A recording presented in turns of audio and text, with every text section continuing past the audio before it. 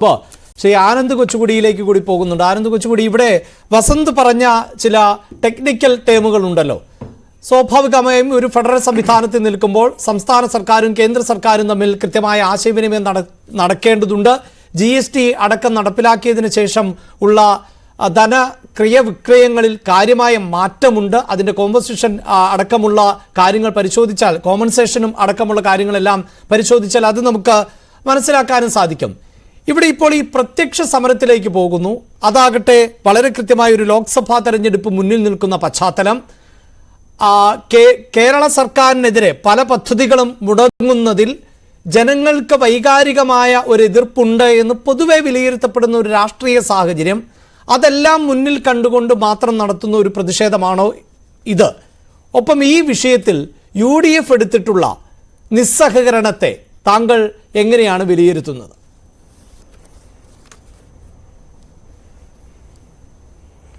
അഭിലാഷ്, ഈ നവകേരള സദസ്സ് അത് കൺസീവ് ചെയ്ത സമയത്ത്, അതിന്റെ പദ്ധതി തയ്യാറാക്കിയ സമയത്ത് ആദ്യം മുഖ്യമന്ത്രി ഇത് ചെന്ന് പറയുന്നത്, മുഖ്യമന്ത്രിയുടെ ഈ മാസം തോറുമുള്ള ക്ലിഫ് ഹൗസിൽ മന്ത്രിമാരുടെ കുടുംബവും എല്ലാ മന്ത്രിമാരുടെ കുടുംബാംഗങ്ങളും മൊത്തമുള്ള ഒരു മീറ്റിംഗ് എല്ലാ മാസവും ക്ലിഫ് ഹൗസിൽ വിളിക്കാറുണ്ട്. അതിലാണ് ആദ്യം മുഖ്യമന്ത്രി ഈ പരിപാടിയെക്കുറിച്ച് പറയുന്നത്. അപ്പോൾ അതിനുശേഷം ഇത് സംസ്ഥാന സെക്രട്ടേറിയറ്റിലും സംസ്ഥാന കമ്മിറ്റിയിലും ഒക്കെ അവതരിപ്പിച്ച് CPM ഈ നവകേരള സദസ്സിൻ്റെ ഒരു ബ്ലൂ പ്രിൻ്റ് തയ്യാറാക്കിയപ്പോൾ അതിനെക്കുറിച്ച് അന്ന് പറഞ്ഞത് എന്താണെന്ന് ഇപ്പോൾ ഇവിടെ ശ്രീ സലീം മടവൂരിന് പോലും ചിലപ്പോൾ ഓർമ്മ ഉണ്ടാവില്ല.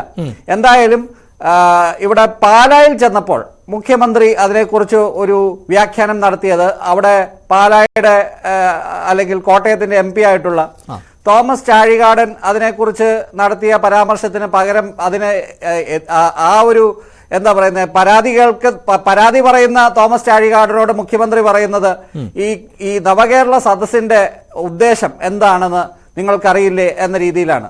അപ്പൊ ഈ നവകേരള സദസ്സ് തന്നെ ഈ കേരളത്തിലെ LDF നടത്തുന്നത് ഇവിടുത്തെ സാമ്പത്തിക പരാധീനത കേന്ദ്ര സർക്കാരിന്റെ തലയിൽ വെച്ച് കെട്ടുക എന്നുള്ള ഉദ്ദേശം തന്നെയാണ്. ഇപ്പോ ഇതിന്റെ എല്ലാം അങ്ങനെ ഒരു പരാധീനത ഉണ്ടല്ലോ, തുടങ്ങുന്നതെന്ന് വെച്ചാൽ കേന്ദ്ര സർക്കാരിന് കാര്യമായി സഹായിക്കുന്നില്ല എന്നൊരു ആക്ഷേപം നിലനിൽക്കുന്നുണ്ട്. അതിനെ പൂർണ്ണമായും കോൺഗ്രസ് തള്ളിക്കളയുന്നില്ല. അല്ല, കേന്ദ്ര സർക്കാരിന് പല താല്പര്യങ്ങളുമുണ്ട്. കേന്ദ്ര സർക്കാരിന് കേരളത്തിൽ ഉൾപ്പെടെ ഭരണം പിടിക്കാൻ താല്പര്യങ്ങളുണ്ട്. അതിന് ഏത് വഴിയും സ്വീകരിക്കുമെന്നുള്ളതെല്ലാം നമുക്കറിയാം.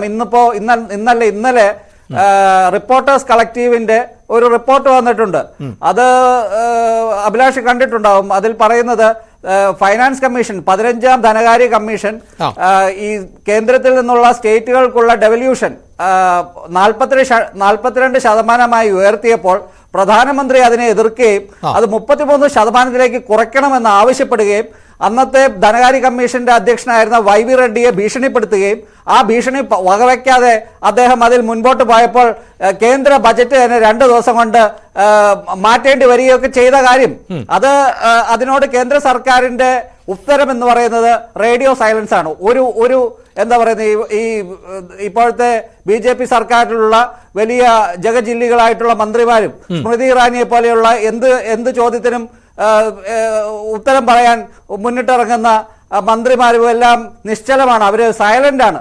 അപ്പൊ കേന്ദ്ര സർക്കാരിന്റെ കാര്യങ്ങൾ അതുപോലെ പല കാര്യങ്ങളുണ്ട്. ഇപ്പൊ കേന്ദ്ര സർക്കാർ ഇന്നത്തെ മറ്റൊരു വാർത്തയാണ്, ബംഗാളിൽ 7000 കോടി രൂപ തടഞ്ഞു. അവിടെ റേഷൻ കടയിൽ മുഖ്യമന്ത്രിയുടെ തലയും ഫുൾ ഫിഗറും അല്ലെങ്കിൽ അദ്ദേഹത്തിന് പടം വെച്ചില്ല എന്ന് പറഞ്ഞ് ബംഗാളിലേക്ക് 7000 കോടി തടഞ്ഞു എന്ന് പറയുന്ന വാർത്തയുണ്ട്. അപ്പൊ കേന്ദ്ര സർക്കാരിന് ഇതിൻ്റെ അകത്തൊരു പങ്കുണ്ട് എന്നുള്ളത് സത്യമാണ്. കേന്ദ്ര സർക്കാരിന് പല വിധത്തിലുള്ള അവർക്ക് താല്പര്യങ്ങളുണ്ട്. പക്ഷെ ഇതിനേക്കാൾ എല്ലാം വലിയൊരു പ്രശ്നം ഇവിടെ കേരളത്തിലെ സർക്കാരിന്റെ മിസ്മാനേജ്മെന്റ് ആണ്. അത് തുടങ്ങുന്നത് ഇപ്പോഴല്ല, ഈ 2ാം പിണറായി സർക്കാരിന്റെ കാലത്തല്ല. അത് KN ബാലഗോപാൽ അല്ല അതിന്റെ ഉത്തരവാദി. അതിന്റെ ഉത്തരവാദി നമ്മുടെ വലിയ ഫൈനാൻഷ്യൽ വിസാർഡായിട്ട് അറിയപ്പെടുന്ന വലിയ ധനകാര്യ തത്വശാസ്ത്രജ്ഞനോ എന്നോ ഇവിടെ വിശേഷിപ്പിച്ച നമ്മുടെ TM തോമസ് ഐസക് തന്നെയാണ്. അദ്ദേഹമാണ് ഈ കിഫ്ബി എന്ന് പറയുന്ന ഒരു വെള്ളാനെ കൊണ്ടുവന്ന് ബജറ്റിന് പുറത്തൊരു സ്പെഷ്യൽ പർപ്പസ് വെഹിക്കിളായിട്ട് ഈ കേരള സർക്കാരിന് തന്നെ മോട്ടോർ വെഹിക്കിൾ ടാക്സിന്റെ ഒരു വിഹിതം അതിലേക്ക് കൊടുത്തിട്ട് ഇവിടെ എന്തോ വലിയ പാലങ്ങളും ഇവിടെ എന്തോ വലിയ സംഭവങ്ങളൊക്കെ ഉണ്ടാകാൻ പോകുന്നു. എന്നിട്ട് ന്യൂസ് 18 ഉൾപ്പെടെയുള്ള ചാനലുകൾക്കെല്ലാം കഴിഞ്ഞ ഇലക്ഷന് തലേന്ന് അല്ലെങ്കിൽ ഇലക്ഷന് തൊട്ട് മുൻപ് കുറെ പണം കൊടുത്ത് പെയ്ഡ് PR, അതായത് പെയ്ഡ് ന്യൂസ് ചാനലിൽ കൂടി സംപ്രേഷണം ചെയ്ത് ഇവിടെ അതിനെക്കുറിച്ച് വലിയ ഞാൻ അതിലൊന്ന് ഇടപെട്ടുകൊള്ളട്ടെ. അങ്ങനെ അല്ലല്ല, ശ്രീ ആനന്ദ് കൊച്ചുകൂടി ന്യൂസ് 18 അടക്കമുള്ള ചാനലുകൾക്ക് പെയ്ഡ് ന്യൂസ് നൽകി എന്ന് പറയുമ്പോൾ ഒരു അവതാരകനായി എനിക്ക് ഇടപെടേണ്ടി വരും. അത് പെയ്ഡ് ന്യൂസ് അല്ല, അത് അഡ്വർട്ടോറിയൽ എന്ന നിലയിലോ അഡ്വർടൈസ്മെന്റ് എന്ന നിലയിലോ PRD ഉൾപ്പെടെയുള്ള സർക്കാരിന്റെ സംവിധാനങ്ങൾ തയ്യാറാക്കിയിട്ടുള്ള വാർത്ത, ആ വാർത്ത അതേ നിലയിൽ തന്നെയാണ് ഇപ്പോഴും. നാം മുന്നോട്ട് എന്ന് പറയുന്ന ഒരു സർക്കാർ പ്രോഗ്രാമുണ്ട്, അതെല്ലാ ടെലിവിഷൻ ചാനലുകളും ടെലികാസ്റ്റ് ചെയ്യുന്നുണ്ട്. അതിനെ പെയ്ഡ് ന്യൂസ് എന്ന് താങ്കൾ പറയുമ്പോൾ അത് തിരുത്താതെ പോകാൻ എനിക്ക് സാധിക്കില്ല. ഞാൻ പറയുന്നത് നാം മുന്നോട്ടിന്റെ കാര്യമല്ല ഞാൻ പറയുന്നത്. നാം മുന്നോട്ടിന്റെ കാര്യമല്ല താങ്കൾ പറഞ്ഞത് മനസ്സിലാക്കുന്നു. താങ്കൾ പറഞ്ഞത് ഓരോ വികസന പദ്ധതികളെ കുറിച്ചുള്ള റിപ്പോർട്ടുകൾ എല്ലാ ചാനലുകളും അല്ല, കഴിഞ്ഞ അസംബ്ലി തെരഞ്ഞെടുപ്പിന് തൊട്ടു മുൻപ് എല്ലാ ചാനലുകളും പല പേരുകളിൽ കിഫ്ബിയെ കുറിച്ച് ഒരു പരിപാടി സംപ്രേഷണം ചെയ്തിരുന്നു. അതിൽ ഒരു ചാനലും അത് പരസ്യമാണ് എന്ന രീതിയിൽ എഴുതി കാണിച്ചില്ല. വാർത്തയുടെ ഭാഗമായിട്ട് ഏഷ്യാനെറ്റ് ഒക്കെ 10 മിനിറ്റ് വാർത്തയുടെ ഭാഗമായിട്ട് തന്നെ അത് കൊടുത്തു. 10 മിനിറ്റ് സ്ലോട്ട്. ചില ചാനലുകൾ അരമണിക്കൂർ കൊടുത്തു.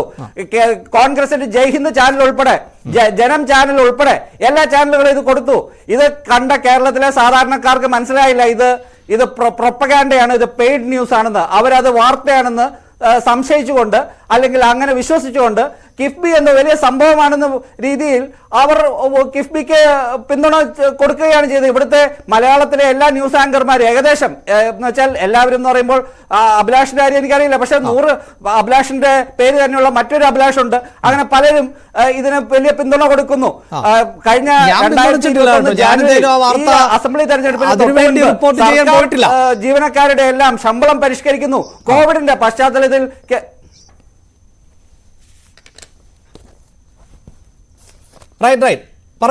അഭിലാഷ് കേട്ടില്ല. അല്ല, ഞാൻ ആ വാർത്ത റിപ്പോർട്ട് ചെയ്യാൻ പോയിട്ടില്ല എന്ന് പറഞ്ഞു എന്നേ ഉള്ളൂ. താങ്കൾ എന്റെ പേര് പറഞ്ഞതുകൊണ്ടാണ്. കഴിഞ്ഞ അസംബ്ലി തെരഞ്ഞെടുപ്പിന് തൊട്ട് ഓർമ്മയുണ്ട്. താങ്കൾ പറഞ്ഞത് അംഗീകരിക്കുന്നു.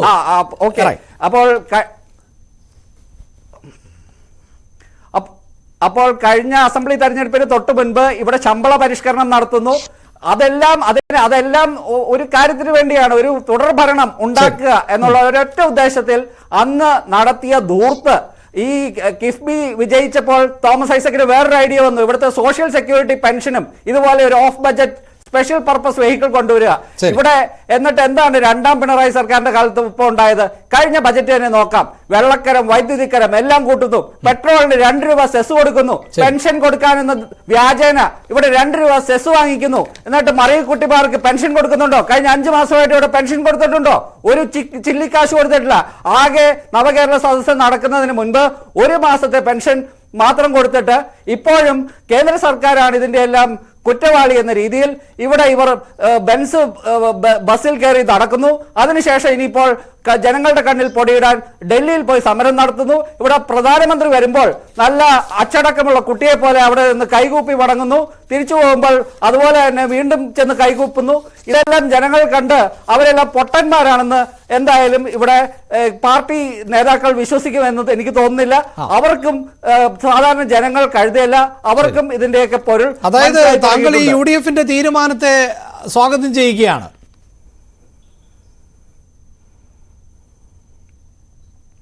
അല്ല, UDFന്റെ തീരുമാനത്തെ സ്വാഗതം ചെയ്യുന്നു, അത് അവരുടെ കാര്യമാണ്. അപ്പോ മുമ്പൊക്കെ UDFന്റെ രാഷ്ട്രീയ തീരുമാനങ്ങൾ എടുക്കുന്ന നേതാക്കൾ, അതിപ്പോ രമേശ് ചെന്നിത്തലയായിരുന്നു ഒരു കാലത്ത് അതിൽ ഏറ്റവും മുന്നിൽ നിന്ന ആൾ.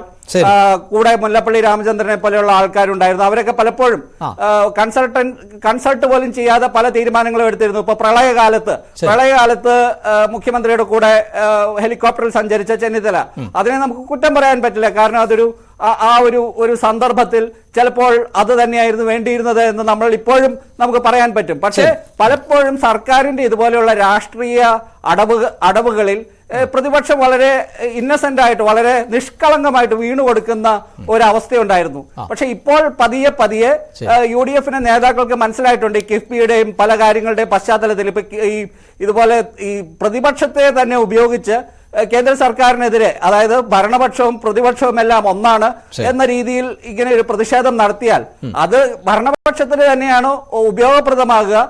ആ രാഷ്ട്രീയം എന്താണെന്ന് അവർക്ക് മനസ്സിലാകുന്നുണ്ട്. ഇപ്പൊ സതീശനൊക്കെ കുറച്ചുകൂടി ഈ കാര്യത്തിൽ അവബോധമുള്ള ആളാണെന്ന് തോന്നുന്നു. അതുകൊണ്ട് വെറുതെ കുഴിയിൽ ചെന്ന് വീഴാൻ അവർക്ക് താല്പര്യമില്ലാത്തത് കൊണ്ടായിരിക്കാം. പിന്നെ ഇവിടെ CPM മുസ്ലിം ലീഗിനെ ഉപയോഗിച്ചാണ് പല തീരുമാനങ്ങളും. സമ്മർദ്ദം UDF-നെ എതിരെ സമ്മർദ്ദ തന്ത്രം ആയിട്ട് മുസ്ലിം ലീഗിനെയാണ് ഉപയോഗിക്കുന്നത്.